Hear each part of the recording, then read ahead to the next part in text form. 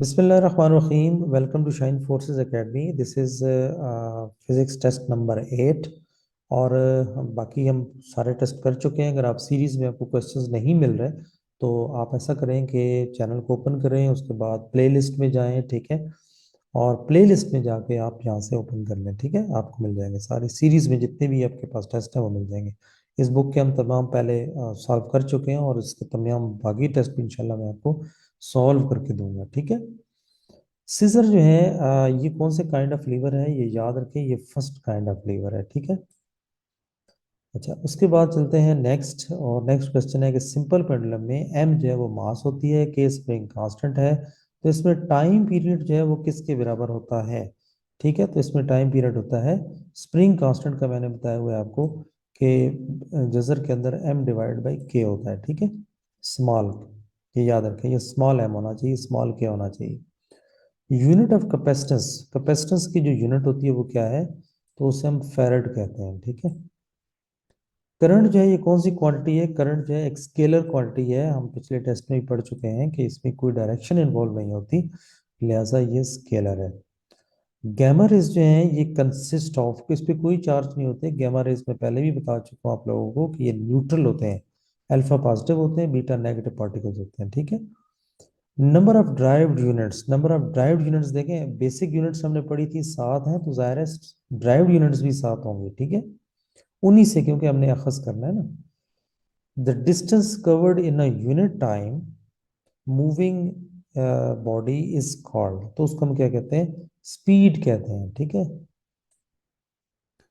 किसी भी हमारे जो इंटरनेशनल सिस्टम ऑफ मेजरमेंट है, जो वैल्यू ऑफ जी है वो कितनी है, वो है जी 9.8 मीटर पर सेकेंड स्क्वायर, ठीक है।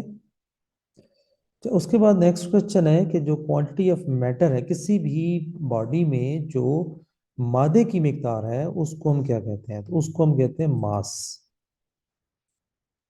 उसके बाद है रोलिंग फ्रिक्शन। रोलिंग फ्रिक्शन क्या है, रोलिंग फ्रिक्शन हमेशा कम होती है लिमिटिंग फ्रिक्शन से, ठीक है। तो इसका जवाब डी है।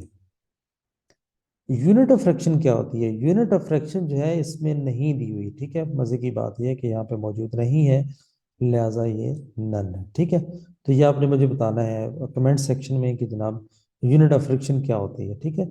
नहीं तो ग्रुप में पोस्ट करें और इंशाल्लाह वहां पे जवाब मिलेगा आपको। नेक्स्ट है Newton's first law of motion. Newton first law of motion जो है इसका एक और नाम है, इसको हम कहते हैं लॉ ऑफ इनर्शिया, ठीक है। ओके जी। द क्वांटिटीज, वो क्वांटिटीज जिसके लिए हमें यूनिट की जरूरत पड़ती है और मैग्नीट्यूड की जरूरत पड़ती है, तो उनको हम क्या कहते हैं, तो जिसमें यूनिट और मैग्नीट्यूड की सिर्फ जरूरत पड़ती है तो वो स्केलर होता है, ठीक है। और जिसमें यूनिट और मैग्नीट्यूड के अलावा जो है डायरेक्शन की भी जरूरत पड़ती है, जैसे यहाँ क्वेश्चन आ गया, we need unit magnitude and their direction, तो उनको हम कहते हैं वेक्टर क्वांटिटीज, ठीक है। तो वो वेक्टर क्वांटिटीज होती हैं जिसमें डायरेक्शन इन्वॉल्व होती है। ट्रांसपेरेंट बॉडी, मतलब जिसे आर पार नजर आ जाए, whose three sides are rectangular, जिसकी 3 साइड रेक्टेंगुलर हो, 2 साइड ट्राइंगुलर हो, तो उसको हम क्या कहते हैं, तो उसको जनाब हम प्रिज्म कहते हैं, ठीक है। जिससे हम मैट्रिक में एक्सपेरिमेंट भी करते थे कि लाइट डालते थे एक तरफ से जिसको, तो 7 कलर में डिवाइड हो जाती थी, ठीक है।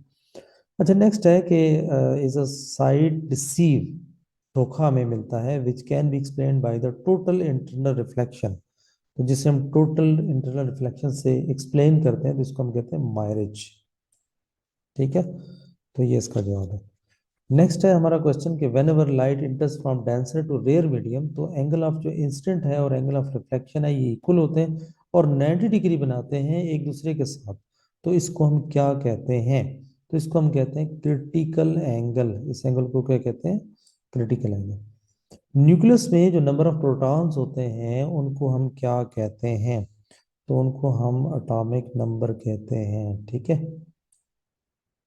Okay ji. Emission of radiations, किसी भी न्यूक्लियस से जो रेडिएशन के निकलने का अमल है जिसे खराज कहते हैं, तो उसे हम कहते हैं रेडियो एक्टिविटी, ठीक है।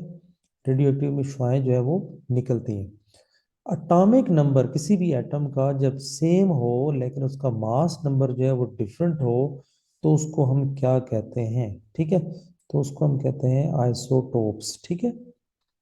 हाइड्रोजन के कितने आइसोटोप्स हैं? हाइड्रोजन के याद रखें कि 3 आइसोटोप्स हैं। ठीक है। स्पीड ऑफ लाइट कितनी है? स्पीड ऑफ लाइट होती है 3 × 10⁻⁸। ठीक है। तो ये देखें, मुझे किसी बचपन में मैंने याद किए थे 1994 में। ठीक है। तो देखें, अभी तक मुझे याद है, तो ये वैल्यू जरूर याद रखें। ठीक है, भूलना नहीं।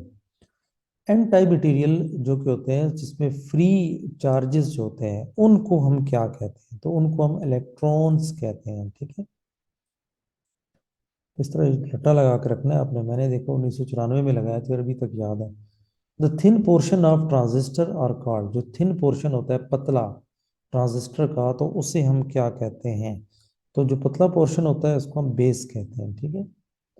अच्छा जी, नेक्स्ट क्वेश्चन है कि सूरज में और जो दूसरे स्टार्स हैं, ठीक है, तो इनमें कौन सा प्रोसेस होता रहता है? ठीक है। तो इनमें जो प्रोसेस होता है वो फ्यूजन होता है। ठीक है। ये क्या है? फ्यूजन का प्रोसेस होता रहता है। ठीक है। तो ये थे जनाब, आज टेस्ट नंबर 8 ख़त्म हो चुका है। ठीक है। तो इंशाल्लाह नेक्स्ट वीडियो में मिलेंगे। इससे पहले आप हमारा फेसबुक ग्रुप ज़रूर ज्वाइन करें, नीचे डिस्क्रिप्शन में लिंक मौजूद है। ठीक है। दूसरा चैनल भी सब्सक्राइब कर लें, दोनों चैनल पे वीडियोस मौजूद हैं। इंशाल्लाह और भी वीडियोस आएंगी।